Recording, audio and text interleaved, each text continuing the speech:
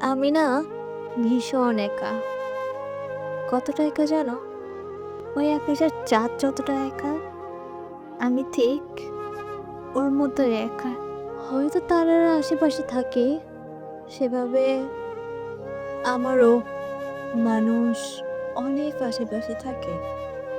কিন্তু কেউ কখনো মনে জায়গা করে নিতে পারে। কেউ যদি কখনো আমাকে বলে, আমি তোমাকে ভালোবাসি বা ভালো রাখবো, তখন মাথার মধ্যে একটা কথাই ঘুরপাক খায়, ভালোবাসেন? তা আবার আমাকে? না, এটা কখনো হতে পারে না। কারণ আমি ওভার পসেসিভ, ওভার রিয়েক্ট করি, কথায় কথায় রেগে যাই, ভীষণ বদমেজাজি। আর এই বদমেজাজি মেয়েটাকে কেউ কখনো কোনোদিনই ভালোবাসতে পারে না। সবাই চায় একটা ভালো মেয়ে। আমি কারো মনের মতো না, কারো ভালোবাসারও যোগ্য না। সবাই আমার জীবনে আসে, কিন্তু আমাকে ল্যাম্পপোস্ট ভেবে পথ চিনে বাড়ি ফিরে যায়।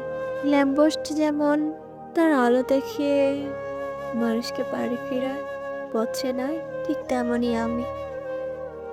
আমি কেউ কখনো ভালোবাসিনি। যারা আমাকে ভালোবাসতে চেয়েছে তারা কখনোই আমার ভালোটা চায়। অনেক মানুষ আছে আমার সমালোচনা করবে, অথচ সামনে এসে কথা বলার সাহসটুকুই নেই তাদের। তাদের উদ্দেশ্যে আর কি বলবো? যত বলি ততই কম হয়ে যাবে, তাই কিছু নাই বলি।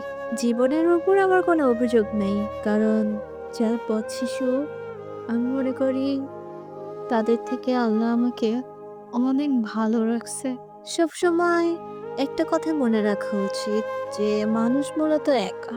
যাদেরকে আপনি আপন ভাবছেন তারাই আপনার পর, তারাই আপনাকে ছুরির আঘাতে পেছন থেকে ধ্বংস করে দিবে। আপন মানুষগুলাই বেশি আঘাত করে। নিজের ক্যারিয়ারের প্রতি মন দিবেন, কারণ এই জগতে কেউ কারো না। নিজের ভালো নিজেই বুঝে নিবেন।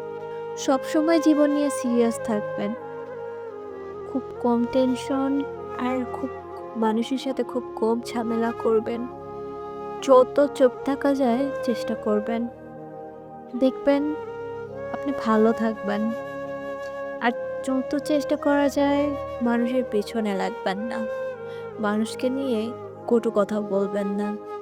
মানুষ আপনাকে নিয়ে যা বলুক, তাতে আপনার কিচ্ছু যায় আসে না। কারণ আমাদের জন্মই হয়েছে মানুষের কথা শোনার জন্য। তো এসবে কান্না দেওয়াই বেটার। নিজের লাইফের প্রতি কেয়ারফুল থাকুন।